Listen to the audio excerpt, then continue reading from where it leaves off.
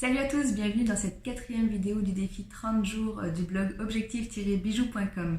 Alors aujourd'hui je réponds à une des questions de Brune parce qu'elle m'en a posé plusieurs, mais j'ai choisi la première qui était plus facile à traiter dans ce défi. Donc elle me dit qu'elle a souvent des doutes sur comment faire une belle brasure et à quel moment il faut limer l'une des pièces à braser pour que ce soit bien à plat ou placer son paillon de soudure. Alors Brune, je vais essayer d'y aller par étapes. En fait, déjà, à quel moment faut-il limer l'une des pièces à braser pour que ce soit bien à plat? En fait, quand tu veux braser deux pièces ensemble, il faut absolument que ces deux pièces se touchent parfaitement. Donc, si tu as deux plaques, mettons, quand tu veux refermer un jonc donc, que tu veux souder, ou plutôt braser, si tes deux parties du jonc ne se touchent pas parfaitement, en fait, ce qui risque d'arriver, c'est que la brasure ne coulera pas entre les deux, ou alors elle va peut-être couler, mais ça va il risque d'être fragilisé un peu parce qu'elle ne tiendra pas forcément très bien.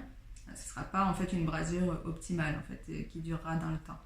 Donc dès que tu as deux pièces à braser ensemble, il faut absolument que tout soit plat et que tout se touche très très bien. Donc déjà ça. Ensuite, ce qu'il faut savoir, c'est que la brasure, en fait, elle aime la propreté et la chaleur. Donc la propreté, en fait, c'est pas de poussière et puis pas d'oxydation, en gros. Donc c'est pour ça qu'on utilise le borax. Le borax, ça permet au métal de ne pas s'oxyder.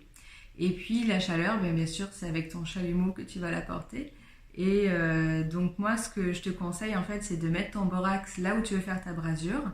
Et ensuite d'aller chauffer ta pièce parfaitement, partout. Et surtout si on parle d'argent ou de laiton, en fait, c'est vraiment d'aller la chauffer dans un premier temps, vraiment partout. Et ensuite, tu viens déposer ta brasure et tu continues à chauffer jusqu'à ce qu'elle fonde.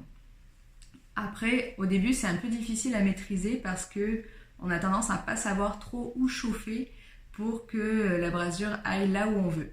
Donc la brasure, elle est attirée par la chaleur. Donc par exemple, si, imaginons que ça, c'est mon point, c'est une pièce que je veux braser sur une plaque, moi ce que je fais, c'est que je vais mettre la brasure d'un côté et je vais venir chauffer de l'autre. Comme elle est attirée par la chaleur, elle va venir s'infiltrer dessous, comme ça, pour aller vers la flamme de mon chalumeau.